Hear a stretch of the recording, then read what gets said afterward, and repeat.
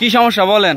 কোনটা যে দিছে যে ও বোতলের পানি হাড়ি যে ফুলটা কিসের ফুলটা? ত্রাণের ফুলটা না ও খাওয়ানোর ওই খাদ্য মানে খাদ্য দিছে যে খাদ্য দিছে খাবার দিছে হ্যাঁ একার হাড়ি একার চিরাটি বেটি বসে গেছে মিটাকিং করে দিছে ওই পানির বোতল ফাইটা ভাই ভাইটা অনেক অন তো শাক শাক কিনা শাক শাক কিনা অনকা কি মুর অনকা গন্ধ করে তাহলে দিছে তাহলে উচিত ছিল পানিটা আলাদা দেওয়া উচিত ছিল। আলাদা দেওয়া উচিত।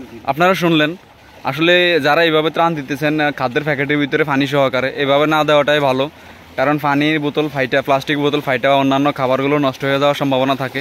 পরবর্তীতে যারা মানুষকে খাদ্য ত্রাণ দিবেন ইনশাআল্লাহ পানির বোতলটা আলাদা করে দেওয়ার চেষ্টা করবেন। আসসালামু আলাইকুম। এই ত্রাণগুলি কোথা থেকে আসতেছে?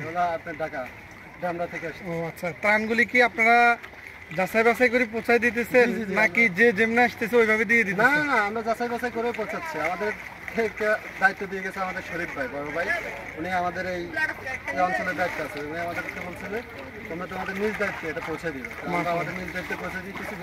কাছে একটা বড় ধরনের আমানত। আচ্ছা, আরেকটা প্রশ্ন হলো যে সমস্ত মিডিয়াগুলি বা যারা ত্রাণ দিচ্ছে সবাই ফেনীমুখী সোনাইমুড়িমুখী, তো আপনি কি বুঝতেছেন ওরা তো আসলে কষ্ট আছে যে আমাদের এদিকেও মানুষ কষ্টতে আছে? আমাদের এদিকে তো আপনার ফেনী অপেক্ষায় এদিকে একটু কম, কিন্তু আপনার ফেনী একটু বেশি। আমাদের এদিকে ওই অনুযায়ী মনে করেন মধ্যম পন্থায় আছে আর কি। মধ্যম পন্থায় আছে সবাই মোটামুটি আপনার প্রায় 2 ঘন্টা আপনার তো দেখে আসছেন। আর মোটামুটি ত্রাণ আসতেছে কিনা এটা তো কোডেকের নতুন রাস্তা থেকে মোটামুটি আসতেছে কিনা? আচ্ছা ঠিক আছে, ধন্যবাদ ভাই, জাযাকাল্লাহ খাইর।